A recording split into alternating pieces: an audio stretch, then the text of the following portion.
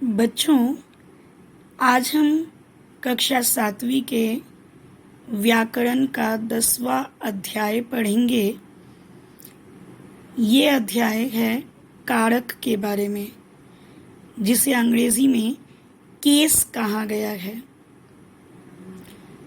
आप लोगों को पता ही है, लिंग और वचन संज्ञा के दो अंग माने गए हैं। उसी तरह कारक को भी लिंग और वचन की तरह ही संज्ञा का तीसरा अंग माना जाता है। आइए कारक को उदाहरणों के माध्यम से पहले समझने की कोशिश करते हैं। यहाँ कुछ ऐसे वाक्य दिए गए हैं जिनमें कारकों का इस्तेमाल नहीं हुआ है। हमारे देश सींचने वाली अनेक पवित्र नदियाँ हिमालय निकलती हैं। सुनने में बड़ा ही हास्यास्पद और अटपटा सा लग रहा है ये वाक्य अपूर्ण है। अब चलिए आइए हम इसको कारक लगाकर पढ़ते हैं। हमारे देश को सींचने वाली अनेक पवित्र नदियाँ हिमालय से निकलती हैं। यानी कि हमने यहाँ पर को और से का इस्तेमाल किया, जैसा कि यहाँ नीचे आपको उदाहरण में दिया गया है। ऊपर दिए गए सभी वाक्यों में कारक लगाकर वाक्यों को दोबारा लिखा गया है। जैसे भारत सभी धर्मों समान दृष्टि देखा जाता है, तो भारत में सभी धर्मों को समान दृष्टि से देखा जाता है। उसी तरह से वसंत ऋतु चारों ओर सौंदर्य साम्राज्य होता है, तो वसंत ऋतु में चारों ओर सौंदर्य का साम्राज्य होता है। हमें अपने देश संस्कृति गर्व है। हमें अपने देश की संस्कृति पर गर्व है। तो इसी तरह से बच्चों, किसी भी वाक्य को पूर्ण करने के लिए, सार्थक बनाने के लिए उसमें कारकों को लगाना, कारक चिन्हों को लगाने की बहुत ही ज़्यादा ज़रूरत पड़ जाती है, वरना वो वाक्य अटपटे से हास्यास्पद और अपूर्ण लगते हैं। अब जब हमने इन वाक्यों में कारक चिन्ह लगाए, तब जाकर यह सार्थक बना। यानी ये जो रंगीन शब्दों का प्रयोग यहाँ हुआ है, वो दरअसल वाक्य में जितने भी शब्द हैं, उन शब्दों का आपस में संबंध स्थापित कर रहा है।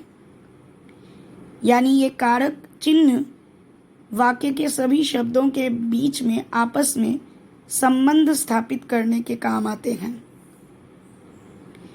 और ये कारक के जो चिन्ह हैं, इनको हम विभक्ति या परसर्ग भी कहते हैं। अब आइए ज़रा कारक की परिभाषा जान ले। सबसे पहले हम बात करेंगे कारक के शाब्दिक अर्थ के बारे में। कारक शब्द का शाब्दिक अर्थ होता है क्रिया को करने वाला। देखिए, मैंने ये सब कुछ यहाँ पर लिखा हुआ है अपने नोटबुक में, मैं आपको दिखाना चाहती हूँ। तो कारक शब्द का शाब्दिक अर्थ है क्रिया को करने वाला। किसी भी वाक्य में क्रिया को पूरा करने के लिए अनेक संज्ञा शब्द प्रयुक्त होते हैं, जिनके क्रिया के साथ संबंध व्यक्त करने वाले शब्द ही कारक कहलाते हैं। यानी वाक्य में हमें क्रिया के साथ अनेक संज्ञा शब्द मिलेंगे, पर उन संज्ञा शब्दों का क्रिया के साथ संबंध कौन स्थापित करता है? कारक। अब कारक की ज़रा व्याकरणिक परिभाषा हो जाए। ये जो हमने अभी इतने सारे उदाहरण देखे, का, को, से, में, पर, के लिए, ये सभी कारक चिन्ह हैं और इन्हीं को हम वाक्यों में प्रयोग भी करते हैं। यानी कारक का व्याकरणिक परिभाषा क्या हुई? कारक की परिभाषा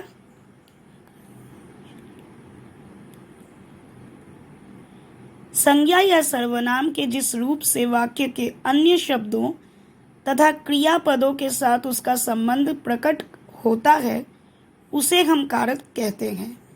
जैसे हमें अपने देश की संस्कृति पर नाज है तो यहाँ की और पर कारक है या कारक चिन्ह है। नीना बस में बैठी है, यहाँ में शब्द जो है ये कारक है।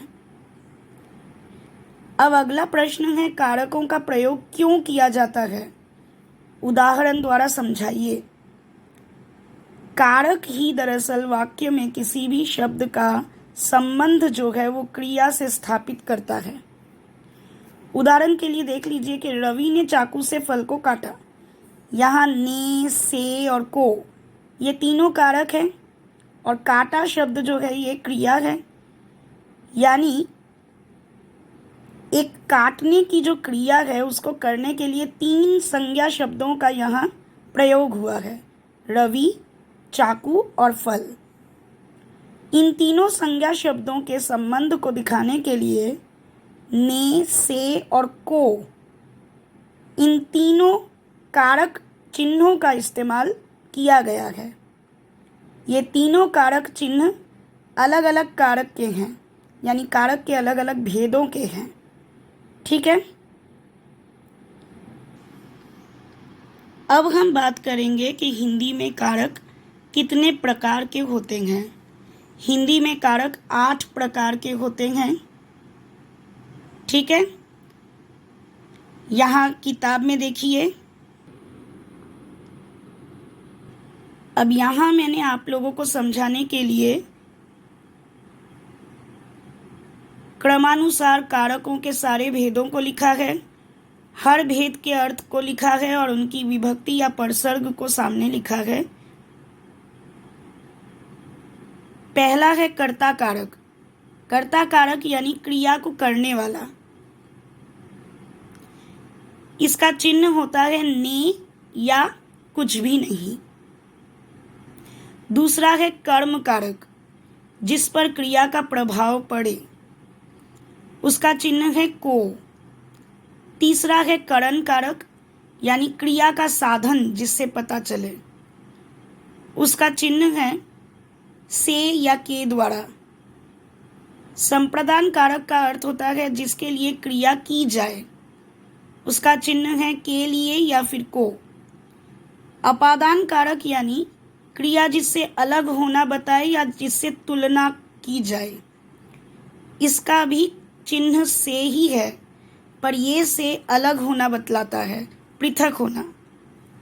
संबंध कारक का अर्थ है जिसमें संज्ञा या सर्वनाम का संबंध दिखाया जाए, इसके चिन्ह हैं काके की या रारेरी। अधिकरण कारक यानी क्रिया के होने का स्थान या काल जो बताए, इनके चिन्ह हैं में या पर। और संबोधन कारक यानी जो संबोधन किया जाने वाला शब्द होता है, हे या अरे आदि।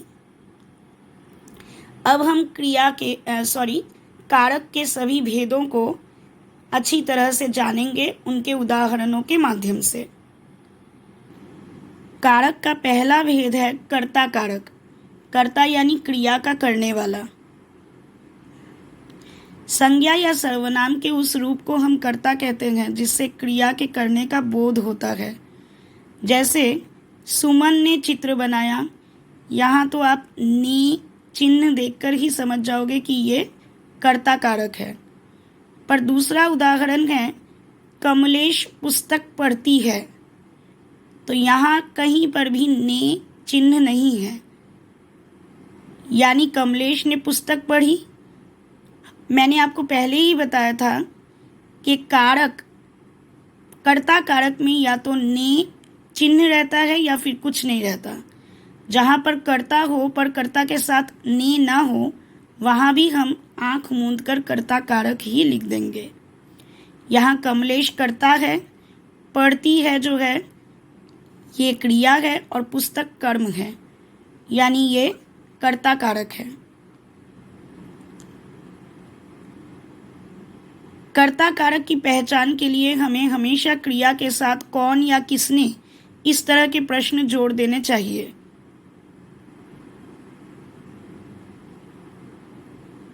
अब जैसे कमलेश पुस्तक पढ़ती है तो हमने प्रश्न जोड़ दिया, कौन पढ़ती है? कमलेश। दूसरे उदाहरण में सुमन ने चित्र बनाया, किसने चित्र बनाया या चित्र किसने बनाया? सुमन ने। तो यहाँ पर कर्ता का नाम यानी डूअर, करने वाले, क्रिया के करने वाले का नाम ही उजागर हो रहा है। ने चिन्ह का प्रयोग केवल सकर्मक और भूतकाल की क्रियाओं के साथ ही होता है, सबके साथ नहीं। अगर लिखा है राम आम खाता है तो यह वर्तमान काल है और सकर्मक क्रिया है। जैसे कि यहाँ दिया गया है कि सकर्मक क्रिया या फिर भूतकाल की क्रियाओं के साथ ही हम ने परसर्ग का प्रयोग करते हैं। जैसे राम आम खाता है, ये सकर्मक क्रिया तो है पर ये भूतकाल नहीं है, क्योंकि यहाँ राम खा रहा है, वर्तमान काल है, तो इसीलिए यहाँ ने विभक्ति या ने कारक चिन्ह का प्रयोग नहीं किया गया। पर अगर ये भूतकाल होता कि राम ने आम खाया तो ये भी सकर्मक क्रिया है पर भूतकालीन क्रिया है, तो इसमें हमें राम के साथ ने विभक्ति का प्रयोग करना पड़ेगा।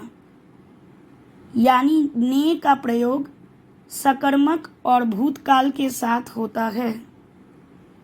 ठीक है।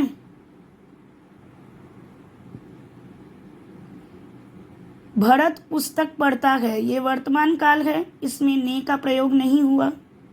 भरत पुस्तक पढ़ेगा, ये भविष्य काल है, इसमें भी ने का प्रयोग नहीं हुआ। पर भरत ने पुस्तक पढ़ा, ये भूतकाल है, इसलिए यहाँ पर ने का प्रयोग हुआ। सिद्धार्थ ने सन्यासी को देखा, ठीक है, ये भी भूतकाल है, इसीलिए ने का प्रयोग हुआ। छात्र पुस्तक पढ़ता है, यहाँ वर्तमान काल है, इसलिए ने का प्रयोग नहीं हुआ। सोनाक्षी मसूरी अवश्य जाएगी, भविष्य काल है, यहाँ भी ने का प्रयोग नहीं हुआ।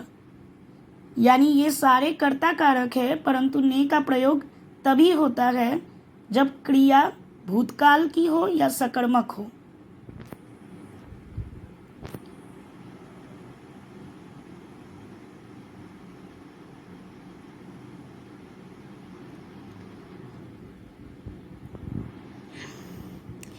क्रिया के सकर्मक होने पर भी अपूर्ण भूत के साथ ने विभक्ति का प्रयोग नहीं किया जा सकता।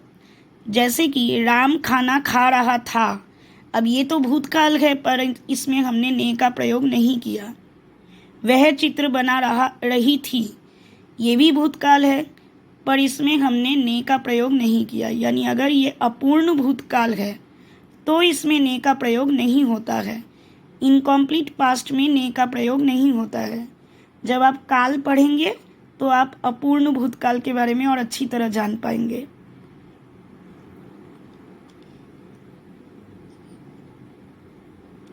कर्ता कारक का चिन्ह तो ने ही है, परंतु कभी कभी कर्ता कारक के साथ को, से, के द्वारा आदि का भी प्रयोग हो जाता है।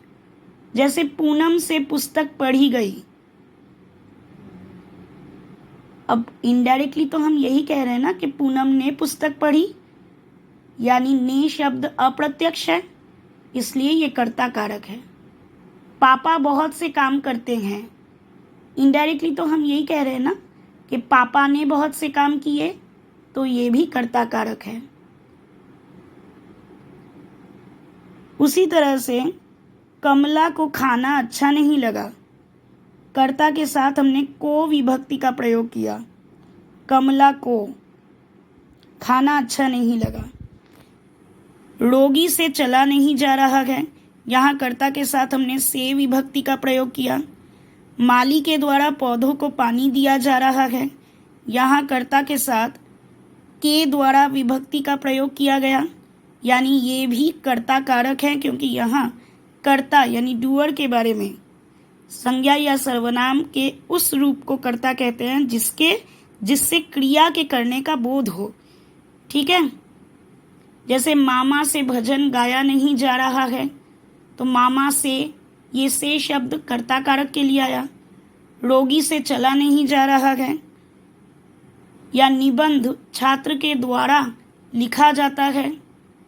अंधा देख नहीं सकता, ये सारे शब्द या ये सारे वाक्य कर्ता कारक के ही उदाहरण हैं। अब हम बात करेंगे कर्म कारक की।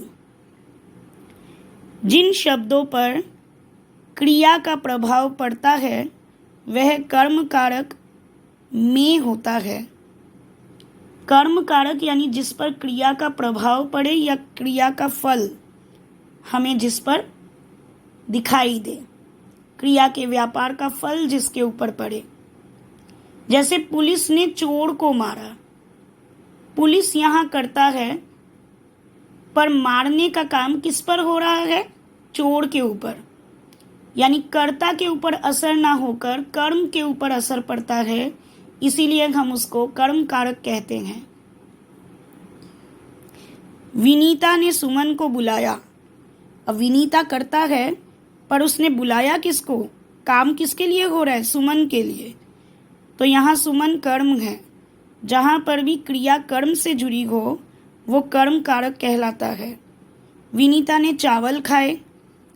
अब यहाँ विनीता क्या खा रही है? चावल। यानी चावल कर्म है और कर्म के साथ क्रिया जुड़ी हुई है, यानी ये कर्म कारक है। इन दोनों उदाहरणों से स्पष्ट है कि कर्म कारक में को विभक्ति का प्रयोग होता है और कभी कभी नहीं भी होता है। ठीक है, को विभक्ति का प्रयोग हुआ तो ठीक, नहीं हुआ तो भी ठीक। जैसे कि आशा ने गीत गाया, यहाँ कहीं पर भी को विभक्ति का प्रयोग नहीं हुआ, पर क्योंकि गीत शब्द जो है ये कर्म है, इसलिए ये कर्म कारक है।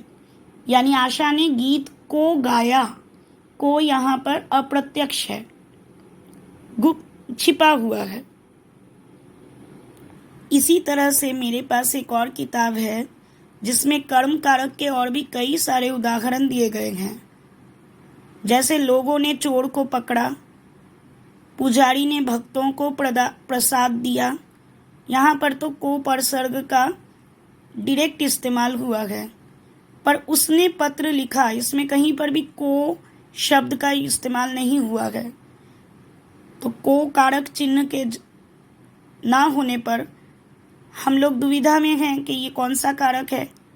आप खुद ही देख लो, उसने पत्र लिखा यानी उसने पत्र को लिखा, यानी को यहाँ पर हिडन है, यानी ये भी कर्म कारक है।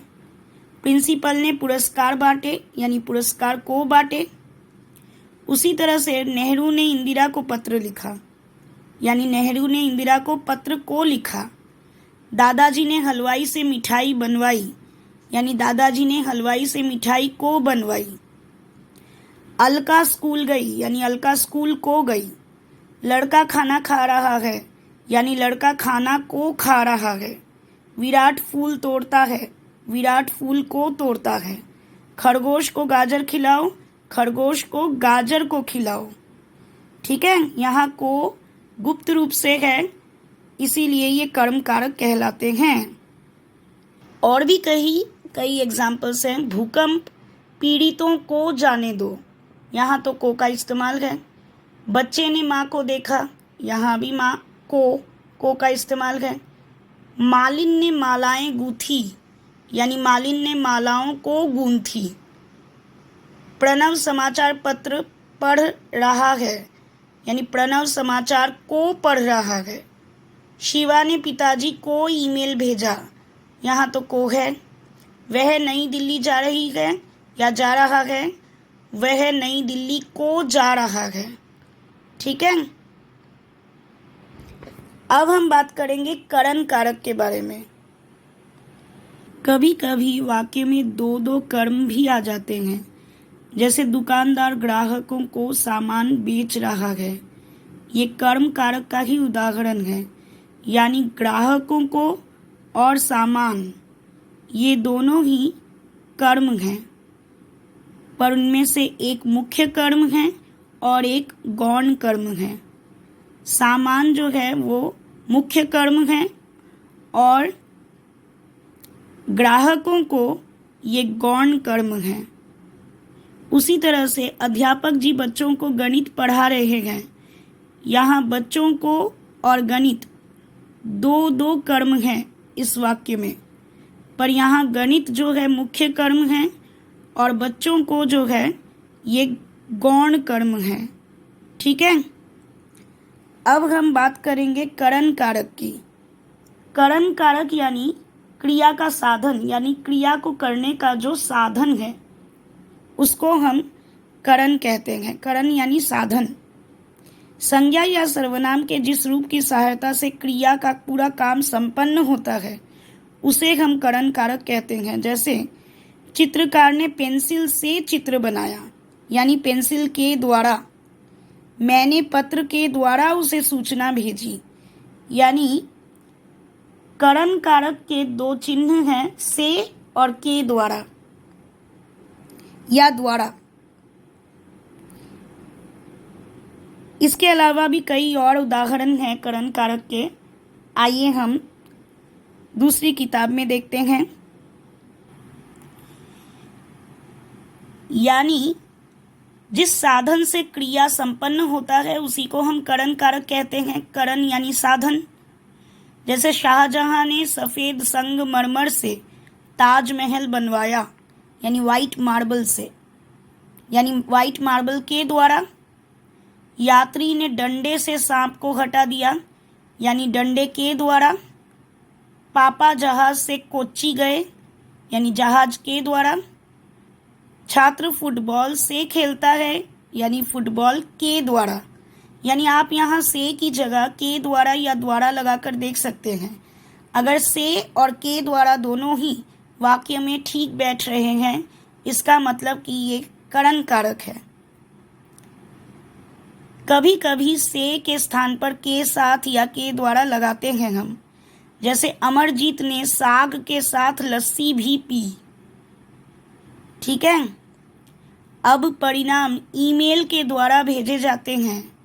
मोहित के साथ मेट्रो में चले जाना, तो के साथ और के द्वारा। या सर ने एसएमएस के द्वारा सूचना भेजी, तो ये के साथ और के द्वारा। तो और भी कई उदाहरण हमने देखे कि के साथ और के द्वारा भी करण कारक के ही उदाहरण हैं। उसी तरह से परसर्ग का प्रयोग हम करते हैं। जैसे आतंकवादी पुलिस की गोली से मारा गया, यानी पुलिस की गोली के द्वारा।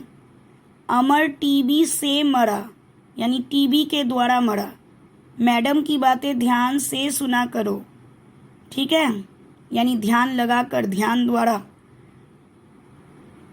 शोमा कार से जाती है, यानी कार के द्वारा जाती है।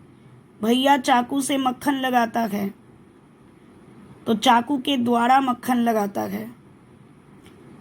धनिकों का तिनके से भी काम पड़ता है, यानी तिनके से भी, यानी तिनके के द्वारा भी काम पड़ता है। आपका ज्ञान से कोई प्रयोजन नहीं है, या विद्या से हीन मनुष्य पशु के समान है, या वह एक आंख से काना है। ये सारे उदाहरण भी करण कारक के ही हैं, क्योंकि इनमें से परसर्ग का प्रयोग हुआ है।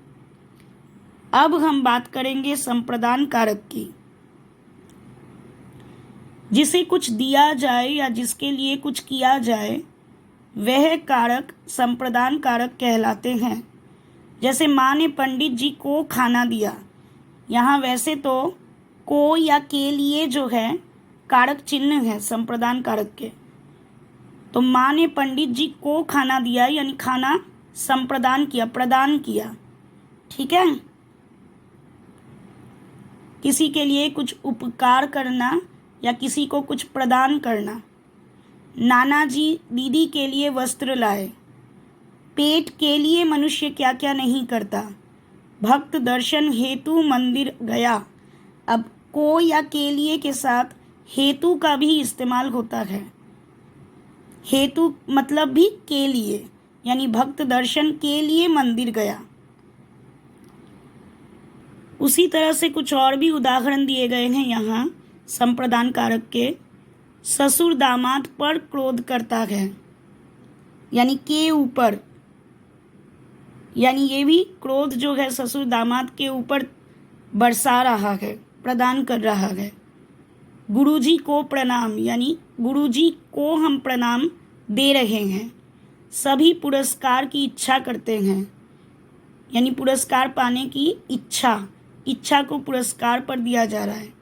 वह उस पहलवान के लिए काफ़ी है। अब यहाँ तो सीधा सीधा के लिए का इस्तेमाल हुआ है।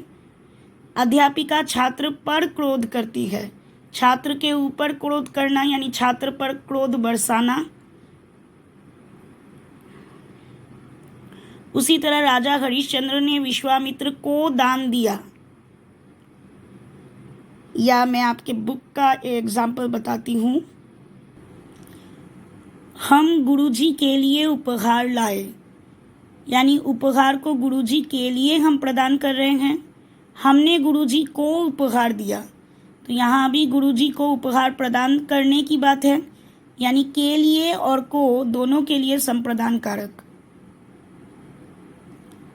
अब एक बहुत ही विशेष बात ध्यान रखने वाली ये है कि हमने पढ़ा कि कर्म कारक का चिन्ह भी को है और संप्रदान कारक का चिन्ह भी को और के लिए है।